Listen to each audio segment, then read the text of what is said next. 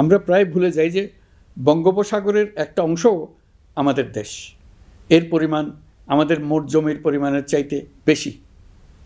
আমরা প্রায় সবসময় জমিভিত্তিক আমাদের অর্ধেক দেশ নিয়ে মাথা ঘামাই, বাকি পানিভিত্তিক অর্ধেক দেশকে হিসাবেই ধরি না, কারণ আমরা ওই অংশে বসবাস করি না।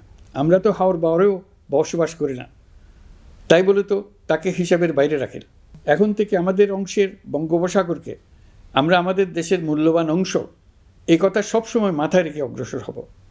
এই অংশের পানির উপর দিয়ে দেশ বিদেশের সঙ্গে আমরা বাণিজ্য করব, তার মাধ্যমে আমরা পুরো পৃথিবীকে আমাদের প্রতিবেশী বানাবো।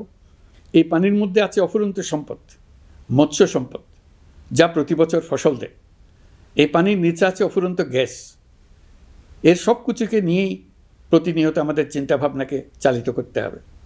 বর্তমান সরকার চট্টগ্রাম বন্দর ব্যবস্থাপনাকে নতুন করে সাজানোর উদ্যোগ নিয়েছে। সরকার সম্প্রতি বাংলাদেশ নৌবাহিনী পরিচালিত ড্রাই ডক লিমিটেডকে নিউ মুরিং টার্মিনাল কন্টেইনার হ্যান্ডলিংয়ের দায়িত্ব দিয়েছে। তারা কাজ শুরু করা মাত্রই কিছু ইতিবাচক পরিবর্তন এসছে। প্রথম 2 সপ্তাহে দেখা গেছে আগের তুলনায় প্রতিদিন গড়ে 225টি বেশি কন্টেইনার হ্যান্ডলিং হচ্ছে।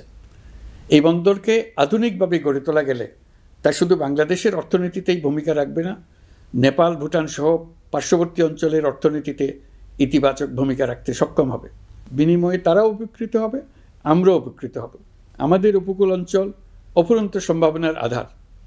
কুমিরা থেকে টেকনাফ পর্যন্ত নানা বন্দরের কর্মচাঞ্চল্যে সমগ্র উপকূল অঞ্চলকে দক্ষিণ এশিয়ার একটি গুরুত্বপূর্ণ অর্থনৈতিক প্রাণকেন্দ্র হিসেবে প্রতিষ্ঠা করবে।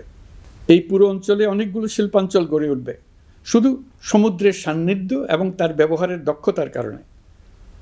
সমুদ্র উপকূলীয় অঞ্চলের সম্পদ ও পরিবেশের টেকসই ব্যবহার নিশ্চিত করতে আমাদের বন্ধু দেশগুলোর সঙ্গে আলোচনা শুরু করেছি। তারা উৎসাহ সহকারে সাড়া দিয়েছেন। গভীর সমুদ্রকে আমরা এখনও আমাদের কল্যাণে কাজে লাগাতে পারিনি। একে কেন্দ্র করে আমরা মাছ পালন, আহরণ ও প্রক্রিয়াজাতকরণের শিল্প গড়ে তুলতে কাজ শুরু করেছি। এতে করে লক্ষ লক্ষ মানুষের কর্মসংস্থান হবে, আমাদের অর্থনীতি নতুন শক্তিতে বলীয়ান হবে।